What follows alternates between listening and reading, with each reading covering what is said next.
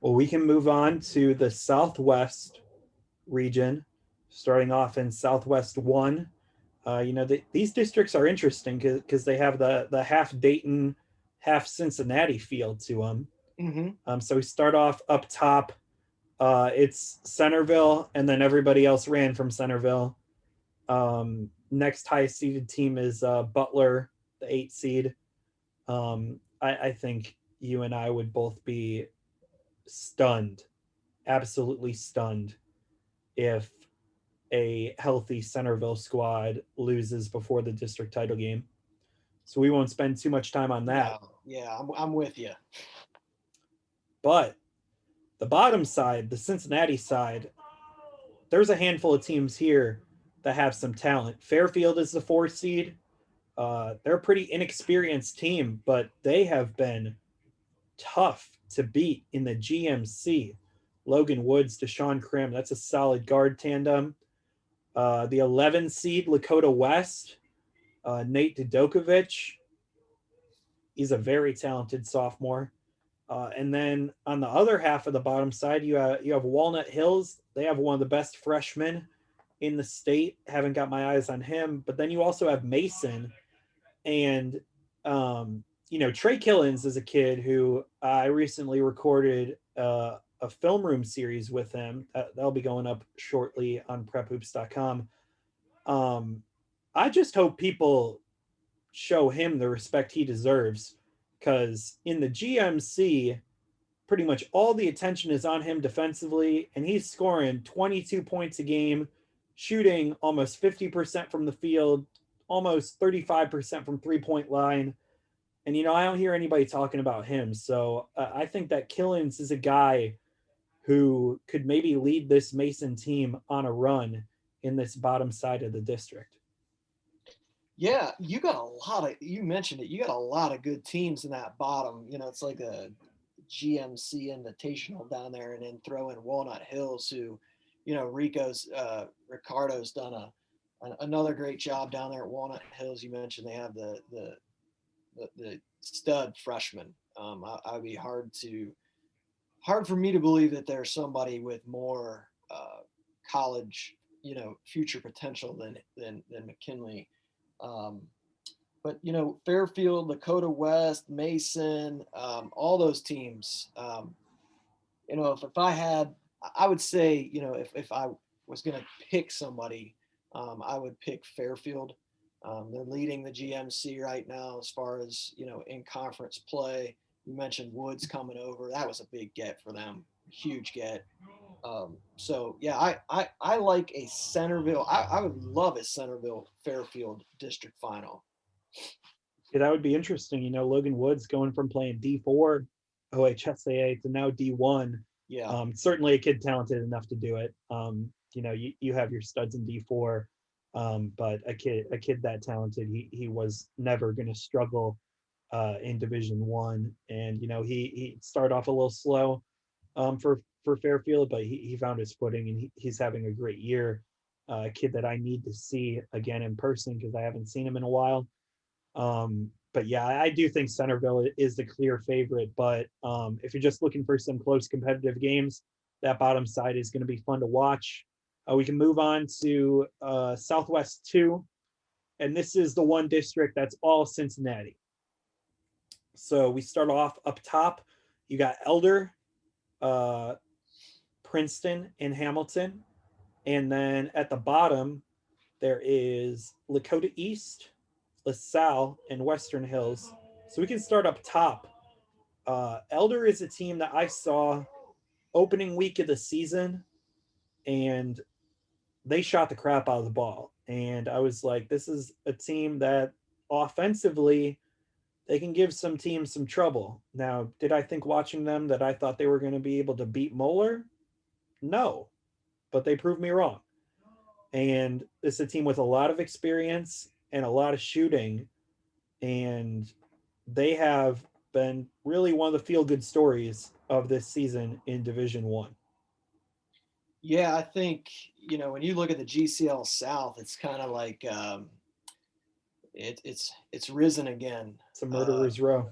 with Saint Xavier, with Noska back, as the head coach there at Saint Xavier, coming over from Wilmington. He's really lit a fire in under that program, and you've got what I remember, growing up as it for the last 10. I mean, you throw in LaSalle, they've had some runs with Dan Fleming there as head coach, but um, Moeller has been the team.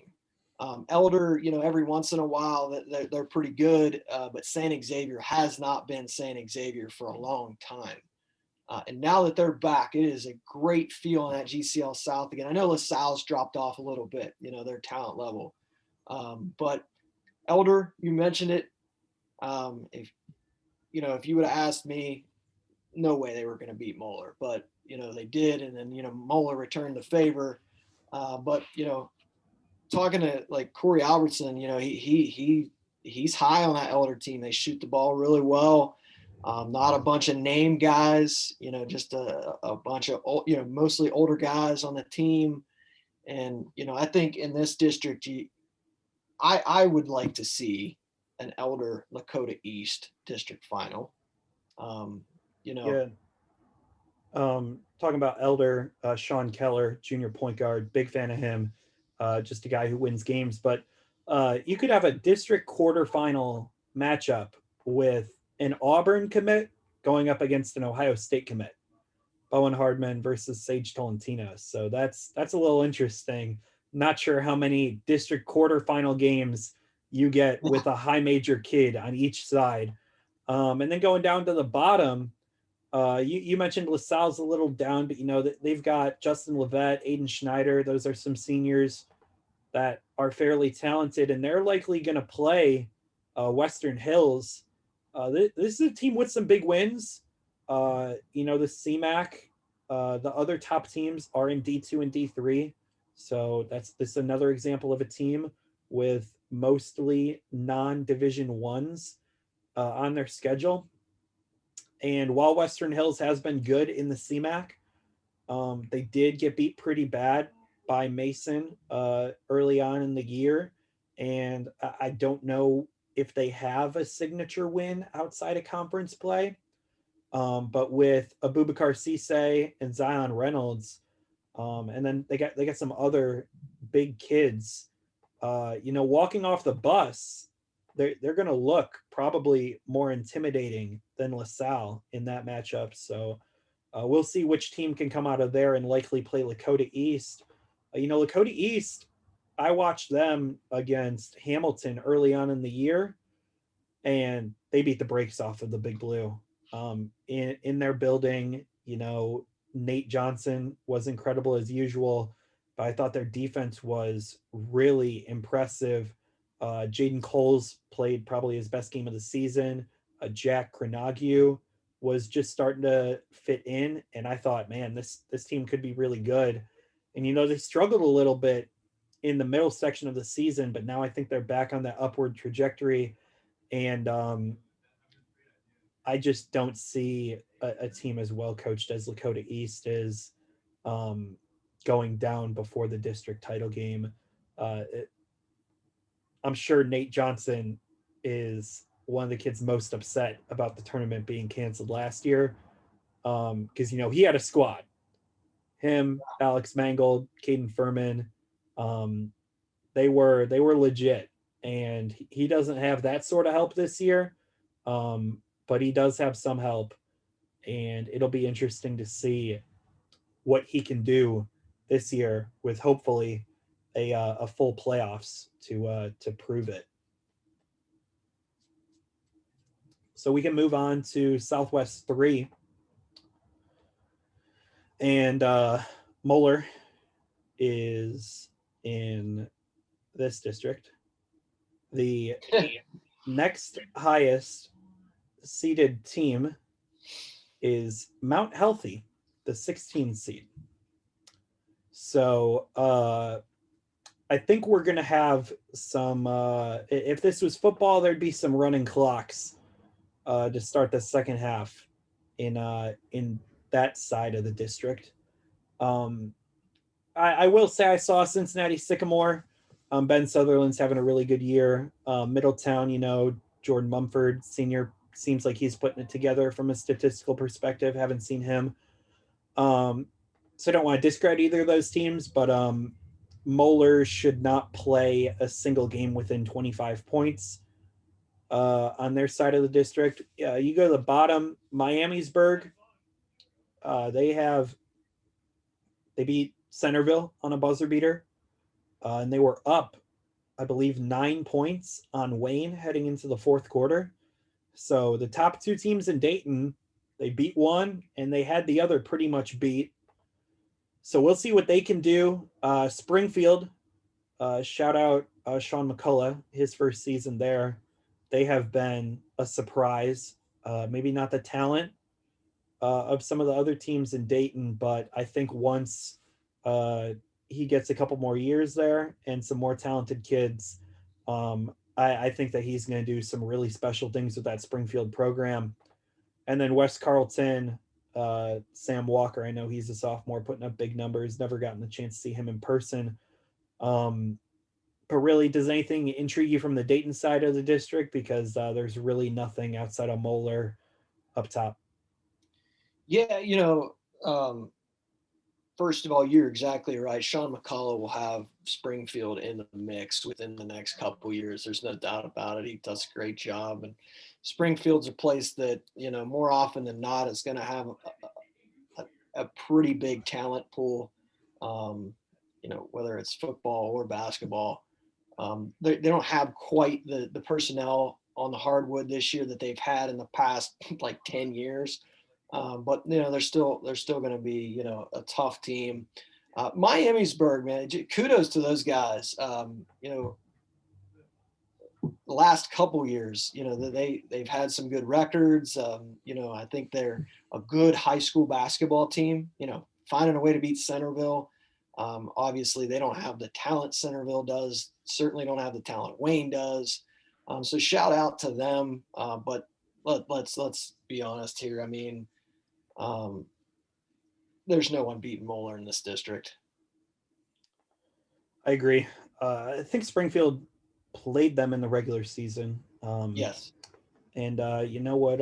If I was a team trying to beat Moeller in the tournament, I probably would not want them to have already seen me. Just my opinion. No, yeah, you're exactly right. You actually hope that their bus breaks down, but the only problem is you're usually in this format you're gonna have to play them at home. Go with them. Yep, you gotta go there. Yeah.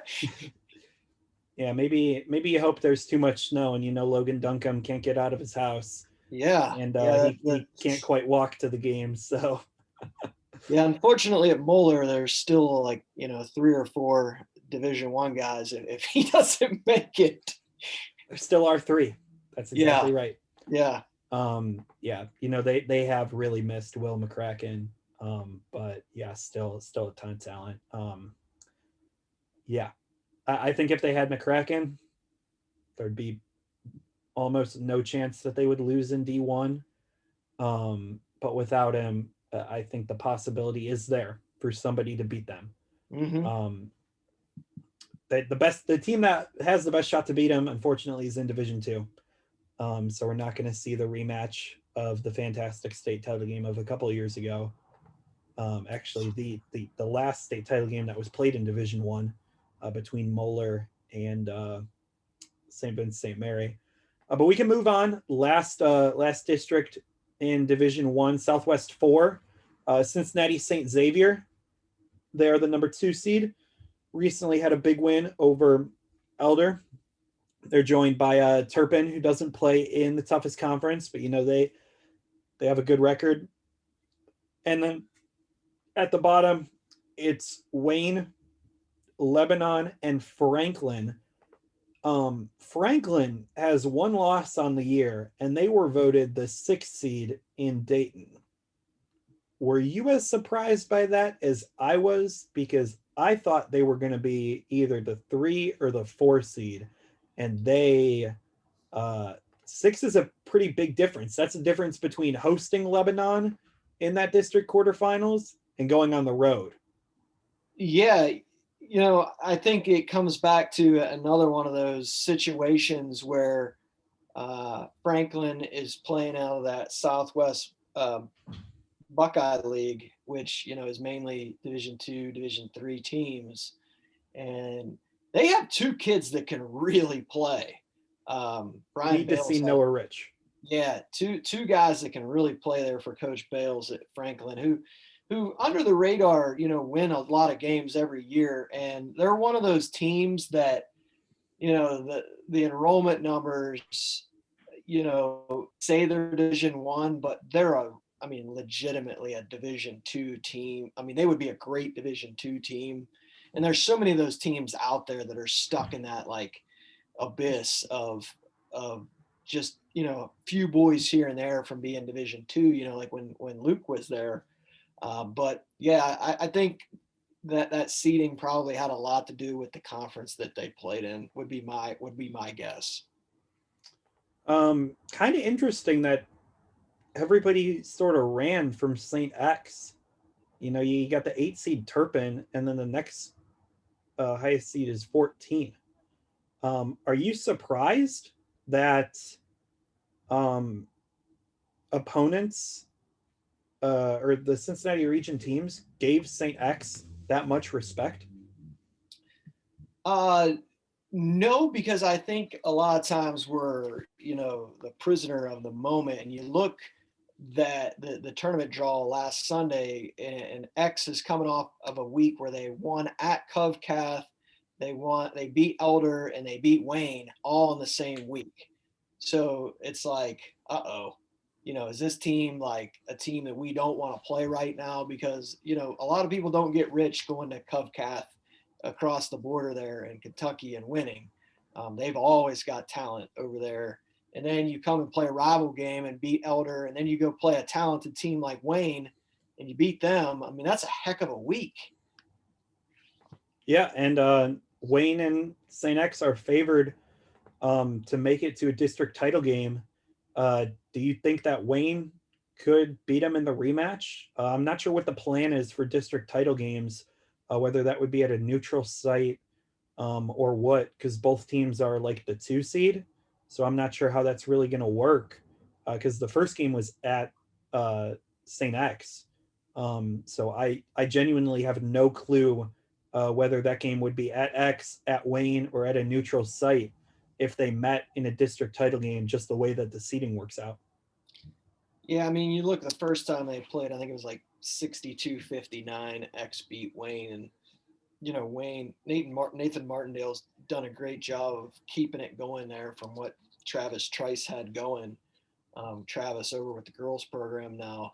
But, 3-point win, especially when, X is as hot as they are right now. That's definitely Wayne's talent is elite. When you look at the guys that they have.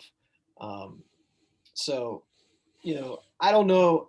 I don't know if it comes down to like, does Wayne want to play? Is it a story of like where, I wish we wouldn't have played X, in the regular season. I know it was close and we lost, but is that a disadvantage or an advantage? You can spin it both ways, really. Yeah, and I'm planning on making the trip this Friday to Wayne to see them play Centerville. Ooh. So I will reserve my opinions about both of those teams um, because I haven't seen either one in person this year, and I'm going to see them on Friday. So it really doesn't make any sense for me to stake a bold claim about either team when in 72 hours I'm going to watch them tip off against each other. But Stubbs, any last comments about Division I before we wrap it up?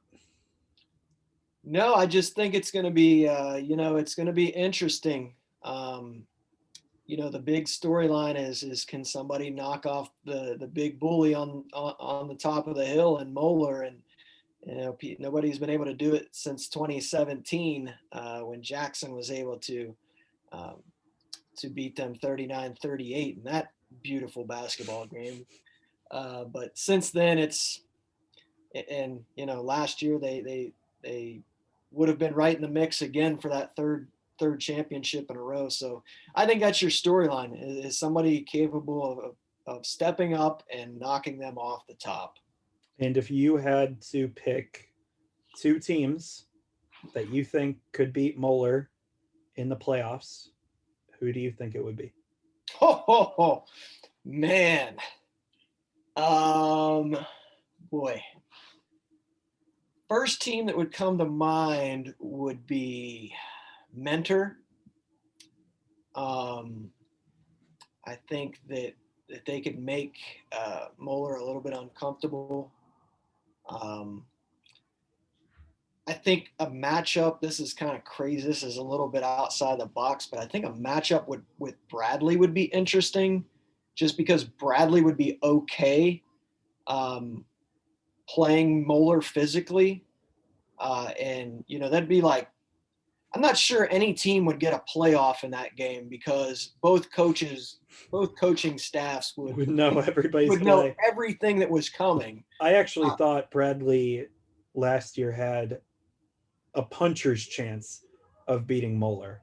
I Yeah, thought that from the preseason, with Alaco. I don't think yeah, that this year.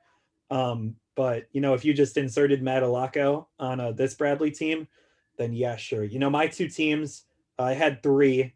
So I was waiting to hear yours before I picked my two. One of them was Menor, so I won't talk about them. But my two are Gahanna, because I think when you have those two big guys, you can match up with Logan Duncombe. And also, you have a huge advantage at the point guard position with Sean Jones. No offense to Aiden Turner, fantastic player, but he's just not Sean Jones. And then my other team was Elder, because they've done it. So hate to make it that simple. yeah. But I don't think you're, I'm so high on Gahanna, Westerville Central, and Thomas Worthington.